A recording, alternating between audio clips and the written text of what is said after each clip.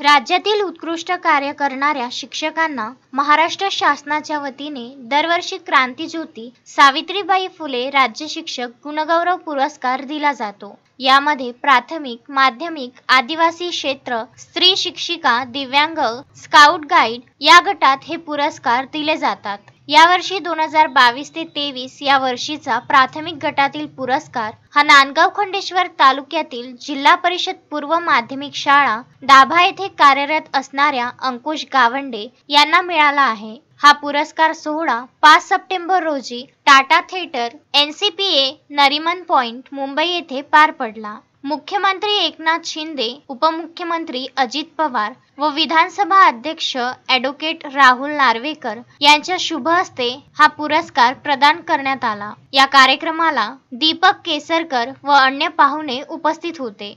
अंकुश गावंडे हे उपक्रमशील व तंत्रस्नेही शिक्षक आहेत। त्यांनी अनेक उपक्रम राबविले आहेत व विद्यार्थ्यांच्या गुणवत्तापूर्ण विकासासाठी प्रयत्न केला आहे। त्यांनी वर्ल्ड वाईड ग्रीन प्रोजेक्ट हा आंतरराष्ट्रीय प्रकल्प सुरू केला आहे, ज्यामध्ये 50 पेक्षा जास्त देशातील शिक्षक व विद्यार्थी सहभागी आहेत। या प्रकल्पाच्या माध्यमातून विद्यार्थ्यांना पर्यावरण जनजागृती व वृक्षारोपण संवर्धनाची जाणीव करून दिली जाते। त्यांनी मंगरूळ चव्हाडा येथे कार्यरत असताना अनेक उपक्रम राबविले व तंत्रज्ञानाचा प्रभावी वापर करून अध्यापन सुलभ बनविले। त्यांनी ऑगमेंटेड रियालिटी या तंत्रज्ञानावर आधारित पाठ्यपुस्तक व घटक बनविले, ज्यासाठी त्यांना आंतरराष्ट्रीय पुरस्कार सुद्धा मिळाला आहे। त्यांनी अनेक ऑनलाईन ऑफलाईन शैक्षणिक ॲप सुद्धा बनविले आहेत। कोरोना काळात अविरत शिक्षण सुरू राहावे याकरिता अनेक उपक्रम राबविले। लोकवर्गणीतून शाळा डिजिटल करण्यासाठी प्रयत्न केले।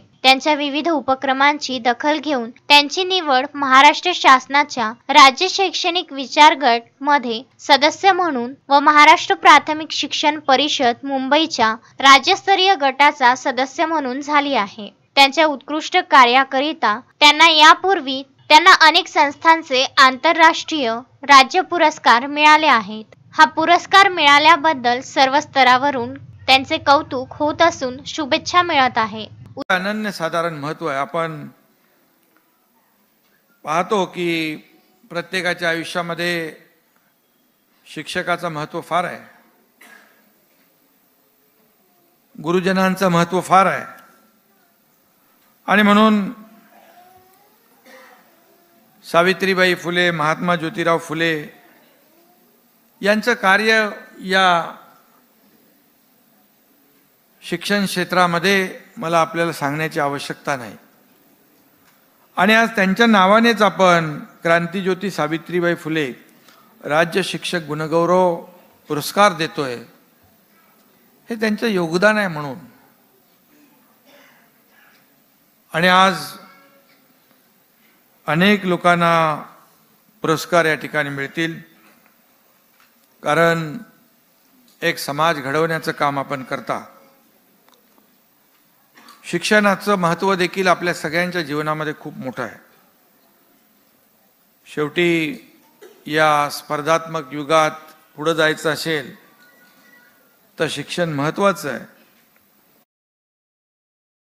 उत्तम ब्राह्मणवाडे, विदर्भ न्यूज, अमरावती।